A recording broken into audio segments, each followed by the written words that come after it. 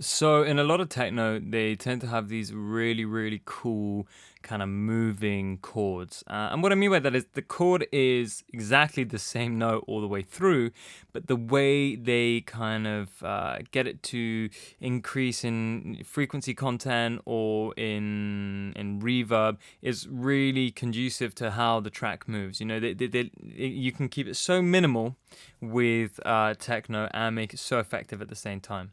Now, what I've done here, I'm just going to turn the effects off, is I've loaded up this preset that I love called Key Chicago and just edited it a little bit, and I've set the velocity to affect the cutoff. So when the velocity increases, the cutoff opens. So what that means is the higher the velocity, the more high frequencies are coming through.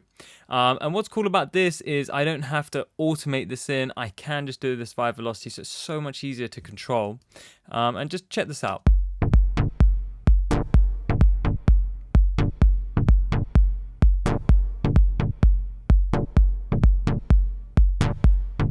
You can see on the orange one there and the green one there, there's a little bit more frequency content coming through, pushing past the filter.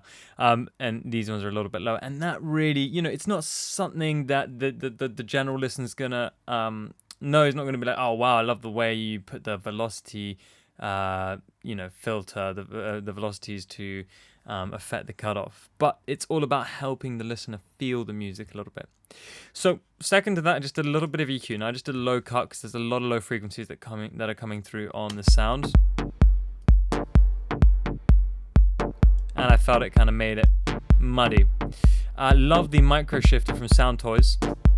So I'm just adding a bit more width here with this.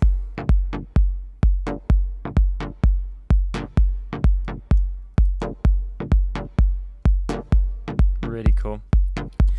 And my magic trick is actually, there should be the other way around. A bit of reverb that's compressed. Now, it's not actually compressed, it's side-chained to the chords here. Now, you're probably thinking, what the hell am I talking about? Right, let's just start with the reverb.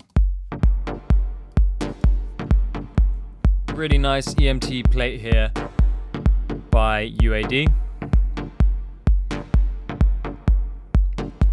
And what I've done is I put a compressor on afterwards, and I've done a kind of ducking compression.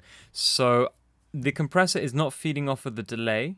It's not feeding off of the reverb, but it's being triggered by the chords. So every time the chords play, this compressor is triggered to come down in volume. So basically, I'm trying to make this this reverb pump a little bit. Also, I don't want the punch of the chords to be affected by the reverb. Now, of course, you could just add pre-delay, but this has a just slightly more aggressive feel to it. And, you know, I think you don't have to make it sound aggressive, but I think it can be quite effective. You know, if you want to make something sound unnatural, there's nothing wrong with it. Not everything has to sound natural. Otherwise, it could be sound a little bit boring.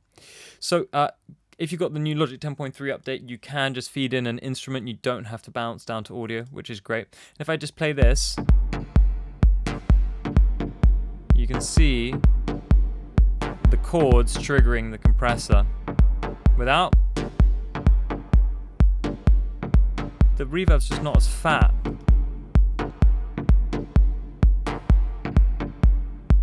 So the reverb's always filling the room, but never getting in the way of the chords. And then last but not least, just a bit of sidechain. It's probably a little bit too much, but I am loving that.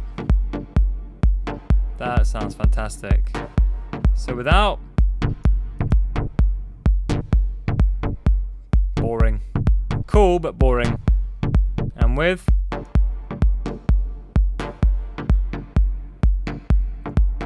really making it feel like you're in that club environment, that concrete club. All right, guys, I hope you enjoyed that, and I'll see you soon.